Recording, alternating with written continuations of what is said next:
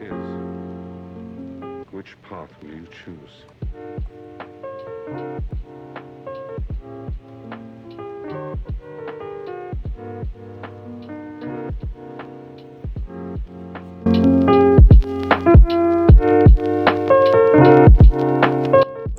Finding a shape that's right for you in such a low price has been very rare, but to many, Dareu might just have the answer.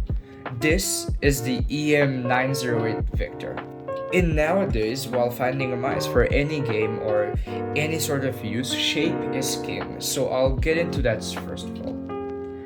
This is a medium-sized ergonomic mouse with a pear-shaped like design, which the grip width sort of curves inwards and it goes up on both sides. The grip width is about 5.7 centimeters. Towards the back, it's about 6.4 centimeters, and towards the front, it's 6.2 centimeters. The mouse is also 12.2 centimeters long and 4 centimeters tall at the middle. Looking at the base of the mouse, you'll see the slight silhouette of the entire shape. You'll get a feel for what you're getting. And there's a slight curve at the right side, which gives it the ergonomic vibe, although it is not as pronounced as some of the other mice, especially once you take it in your hand and start feeling it, which, in my opinion, gives it a very unique ambidextrous feel to it, especially while you're claw gripping the mouse. Due to the placement of the curves on both the left side and the right side, and the top portion of the right side flaring outwards instead of inwards, you'll naturally start to claw grip the mouse from the middle. Even in fingertip, you'll grip the mouse in the middle, which I found was to be the most natural way to grip this mouse. It's also where the sensor is directly in line with my grip, and it is also the most comfortable way to grip this mouse. If I tried to grip it from the front, it felt too wide for me, so this is the way to basically grip the mouse. The hump of the mouse is towards the middle, while the rear of the mouse is more rounded rather than being a gradual slope compared to something like a DeathAdder Essential. As you can see here, it slopes downward more aggressively, whereas over here there's a bit more room to keep your palm, which gives it that extra claw grip support and fills up your palm more while you're palm gripping it or palm clawing it. It also does not affect me while fingertip gripping this mouse. This is a great claw grip option if you have hands which are 17 to 20 centimeters long. It's possible to palm grip it for hands under 19 centimeters, and for fingertip, I'd recommend hands over 18 centimeters long. If your hands are 7 centimeters or lower in terms of width, you might want to look elsewhere since this might be a bit too wide for you. One thing which was always consistent with this mouse is comfort. I believe you will aim better with smaller mice, but not as small to the point where it will cram your hands up. It seems that Dareu has answered many prayers, and I can see this shape suiting a lot of hand sizes, but as things go by, nothing is perfect, and it will never be. And we can see the same with this mouse too. So here's a sound test of the buttons of this mouse.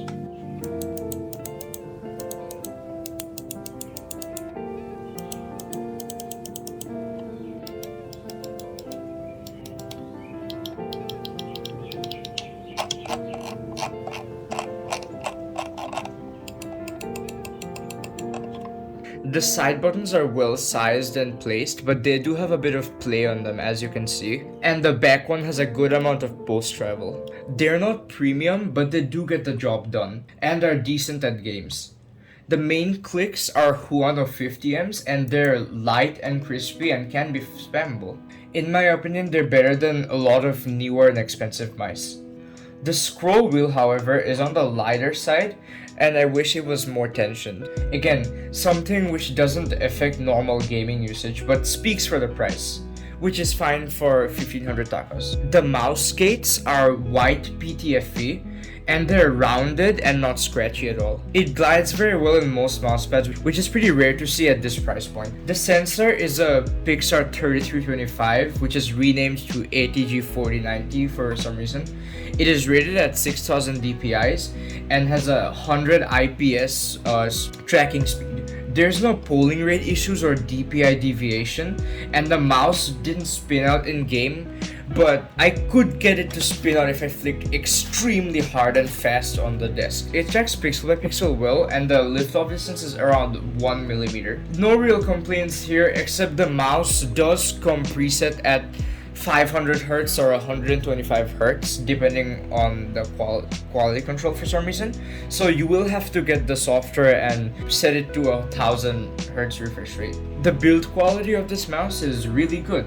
There's no creaking, there's no rattling, there's no flexing anywhere in the chassis, but if you move your mouse up and down, you can sort of hear the scroll wheel rattle around, but it's something which I never felt in game. The biggest downside of this mouse, in my opinion, is the cable. It's a rubber cable, but it's very stiff, and you can feel it while swiping around. However, getting a bungee sort of fixes most of that issue.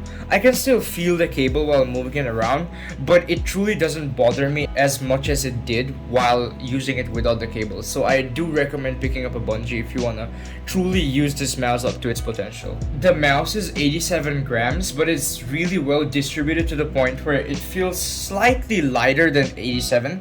However, in today's standards, 87 is on the slightly heavier side. I personally had a lot of fun using this mouse, but something on the heavier side after a while gave me a sort of sense of stability, especially after coming from so many like the Razer Orochi and stuff like that.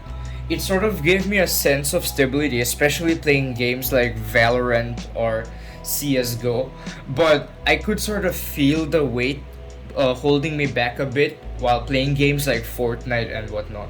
However, it's nothing that really bothered me too much. One thing that was always consistent, again, was the sheer comfort of this mouse, especially on an ergonomic mouse with such a comfortable hump, which gave me enough support for claw grip, and it was truly just fun to claw grip this mouse. Another mouse which has a similar shape as this is the Dareu EM908, which is basically the lightweight upgraded version of this mouse, and I might pick that up somewhere in the later, and I'll do a review on that too. For 1500 takas, you're getting more than what you pay for, and especially for this price, if you want to pick up a first mouse and your hands aren't extra large to the point where something like the DeathAdder Essential would be the choice for you, I would say you should pick this one up and you should be good to go for like a couple of years.